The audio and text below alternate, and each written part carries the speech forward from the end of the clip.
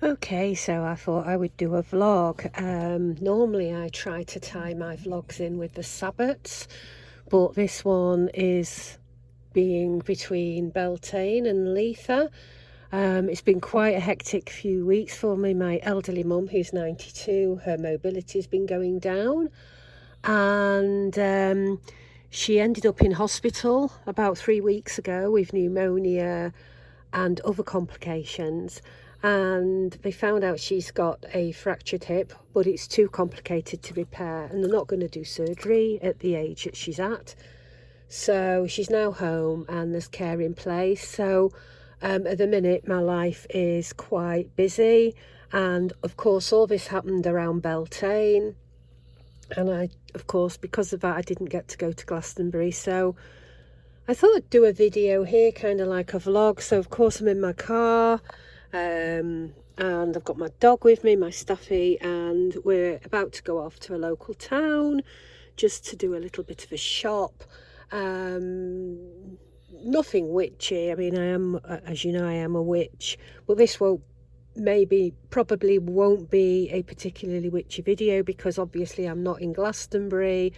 I'm not in my caravan home down there where most of my witchy stuff is. But I just thought I would kind of share with you what I've been up to, because I watch a lot of YouTube videos. I don't comment on many, but I do watch them. And it's great to see what loads of people are doing on their vlogs, on the tarot vlogs, the witchy vlogs, the arty vlogs, the crochet vlogs, the knitting vlogs, etc. And I love watching all of that, so I thought I'd share something. So I'm going to head off and drive to the local town, and probably maybe film there, or if not, catch up later. Just come to my local park. I love this park. You've probably seen it before on my videos. And it's such a lovely park, and I love the fact that now many places are engaging in what I'd call street art, wall art. And this is lovely because it's all been done by the kids. You know, school children have contributed to this. But it's really nice. I just gonna have a scan along and then show you properly. There's some lovely images here by look at that was so nice. These images, all by school children, and the people who have contributed. I mean, wow, look at that one, that's an amazing one. So is that. And they all are lovely. So that one's nice with the birds. It's just nice to see that now that towns are incorporated. I love that one with the oak leaves. I do like that.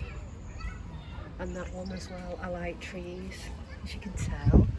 But it's just so nice to see art being incorporated now into public areas. It just brightens things up.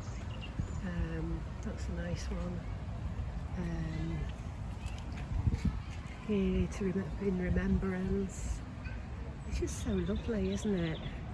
Look at that with the cheeky fox at night. It's just so nice.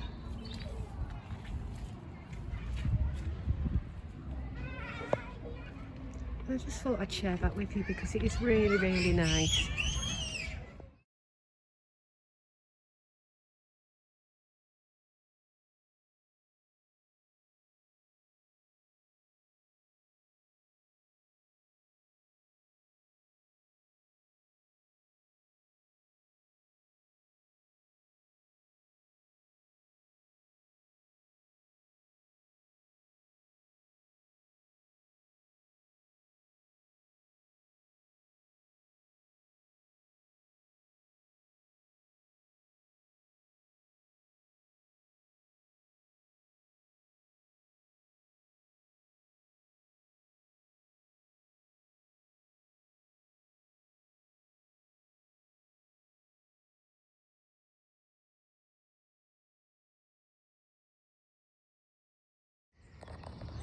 What I love about this park, it's got some gorgeous flower beds, and down there there's a wild sort of area, and then beyond that the canal.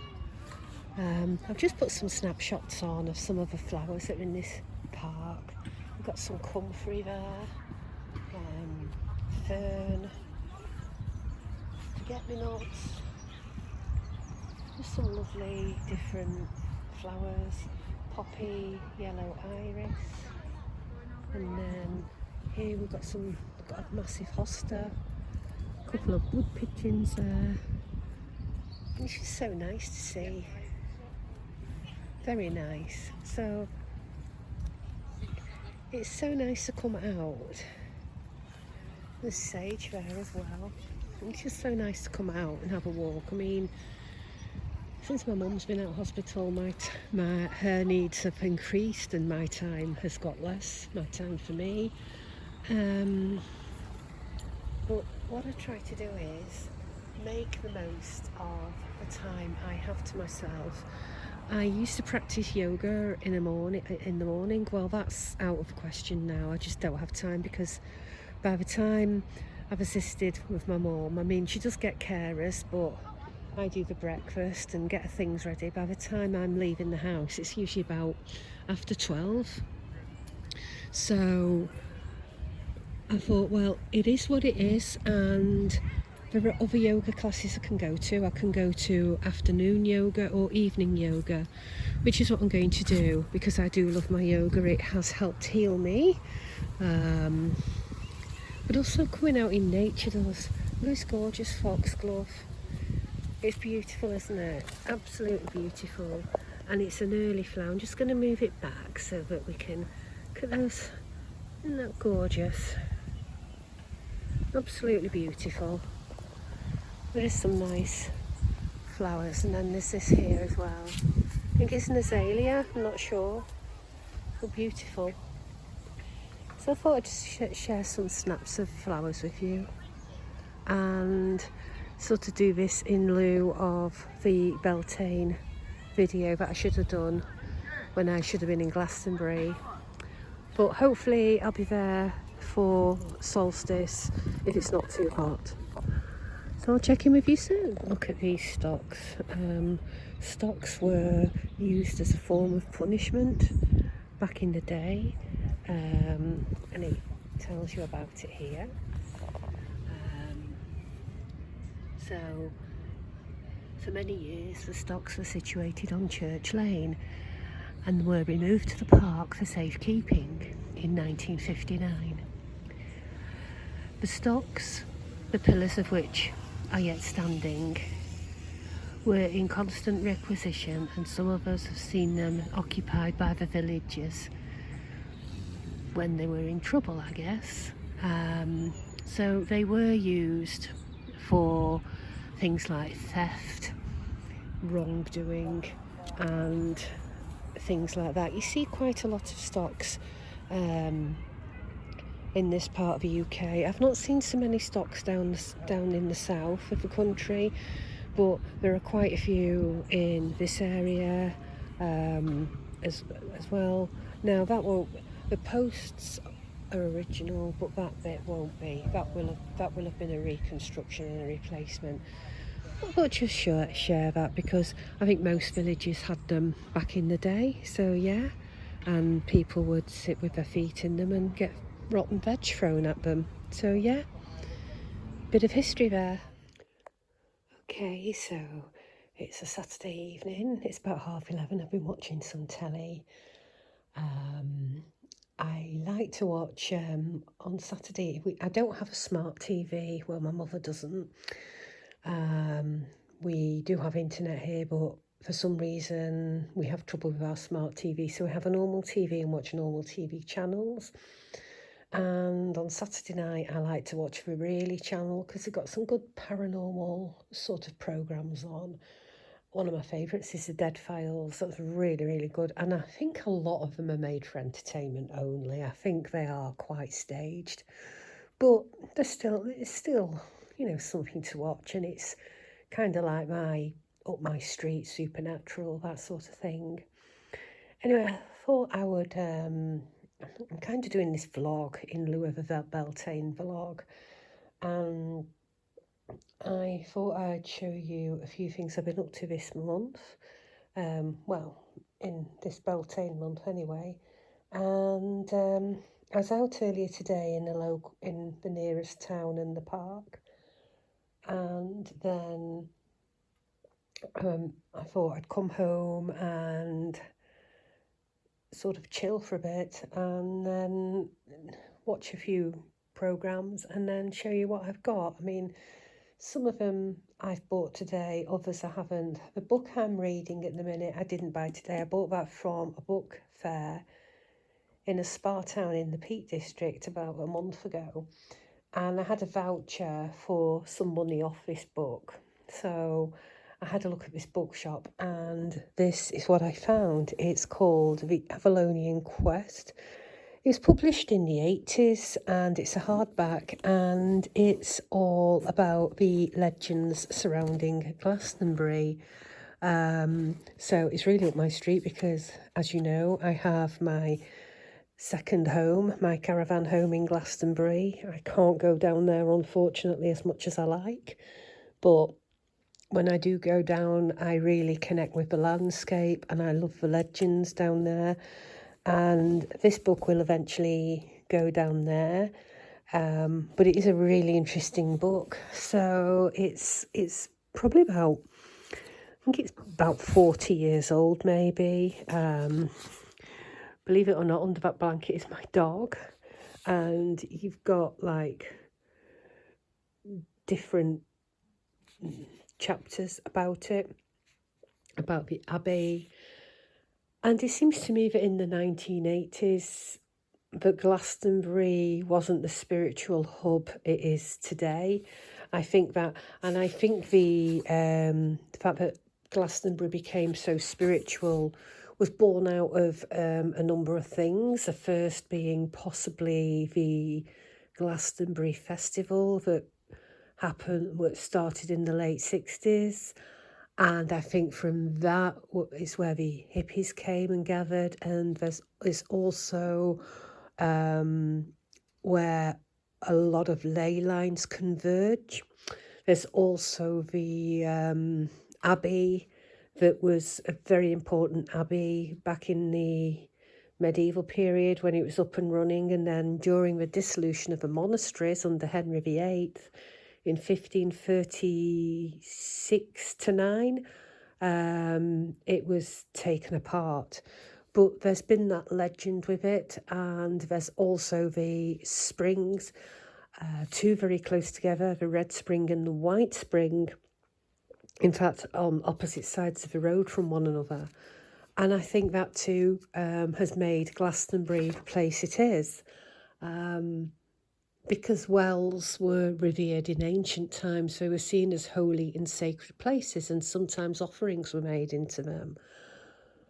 And when I was last down in Glastonbury, I spoke with a local Glastonian, a local resident of Glastonbury. She was in her 80s, and she said that this town never used to be the spiritual hub it is today, that the shops there used to be what you would find on any other high street. She said there were never hippie shops or crystal shops there. They were, she said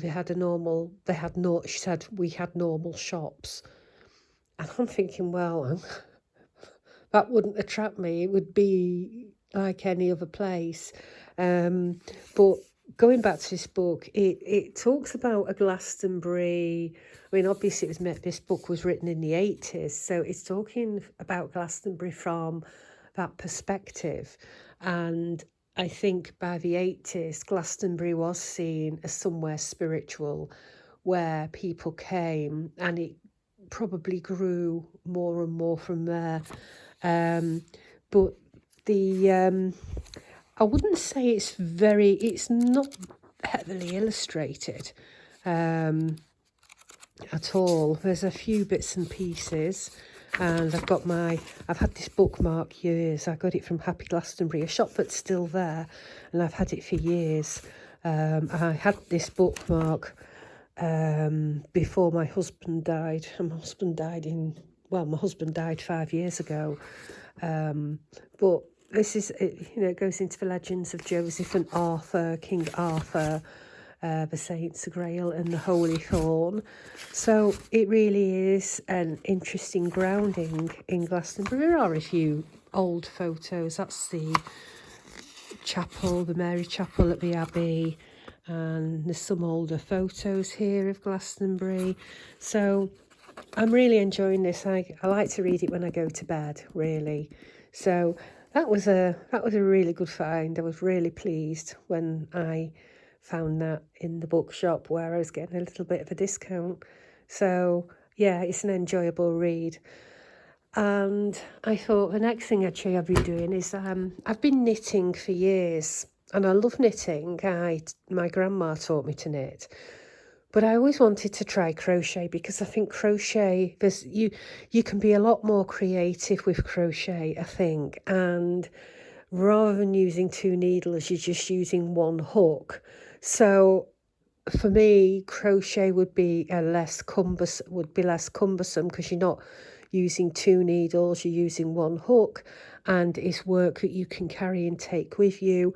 And crochet work is so creative. I think there's much more creativity in crochet than knitting, although as a knitter I do think there's a lot of creativity in knitting as well. And about just over a year ago, I decided to have a go at crochet. So I went to a workshop. It was a morning workshop, and it taught you how to crochet. So I learned some basic stitches. I learned how to chain. I learned how to double crochet, which in the US is single crochet. And I made a kind of like one of those mug holders that keeps your mug warm. I crocheted one. I was really chuffed with it. And from there, I've on and off when I could, I've been practicing. Anyway, about 3 weeks ago, just around Beltane, my mum was admitted into hospital with pneumonia and a bowel infection and other complications. She's home now. She goes to bed quite early now. And she's in bed as we speak. But she is deaf, so she won't hear me. And when we had to go to the A&E, I'd been practicing a bit of crochet, and that particular morning I'd watched a video on how to do a granny square, and I thought, I'm going to try this. And this is what I did, because we waited, we had to go to an A&E with my mother on the advice of a doctor, and then we were taken through to the A&E ward, and I was waiting in there for 7 hours, and I decided to crochet this granny square. It didn't stop as a granny square, it became a granny blanket. So I'm going to show you what I did. But I'll tell you this, it passed the time while I was waiting in A&E for my mum to get admitted. Now the hook's still in there because I need to finish off the border. And I had plenty of yarn, but that is what I've made.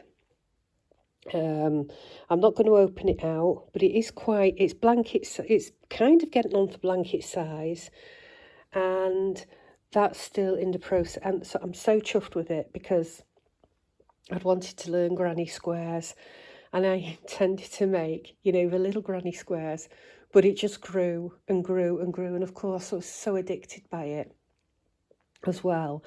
And it kept my mind focused because obviously my mum was in and we didn't know what was going on. So this kept me focused and in the present and calm. And yeah, it's kind of grew into a blanket, which just needs to be finished off with just doing the border. And then I decided I'd like to learn how to crochet a shawl. So this is a shawl. I bought this yarn. This shawl's for me. I bought this yarn, I really loved it. And I thought, I'll get a shawl out of this yarn. I'm going to have some yarn left over, and this is for Sean. Now, I have only been crocheting. I'm still a beginner, really. I'm still learning, and I'm really pleased with this. I will show it you probably in another video when it's finished. It's still on the hook because what I'm doing is I'm making some ties for it to put leaves on the end, but I need to learn how to crochet leaves, and I've not had time to do that yet. So that is that.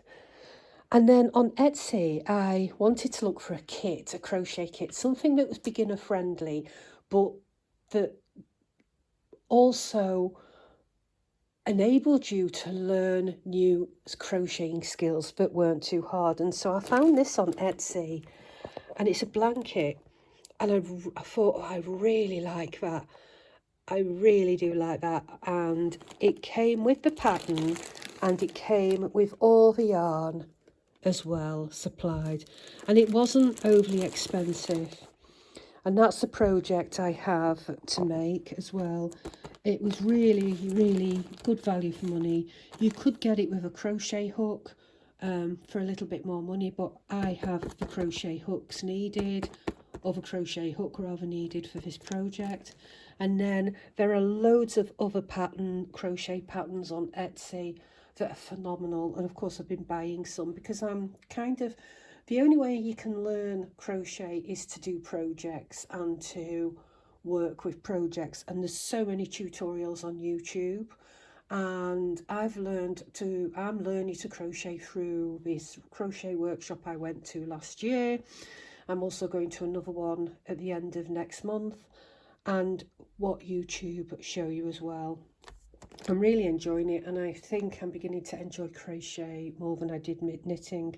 So today, when I was in the local town, I got some yarn, and this yarn is really reasonable. It's from one of the charity shops that the town has, and I want to make a sunflower granny square.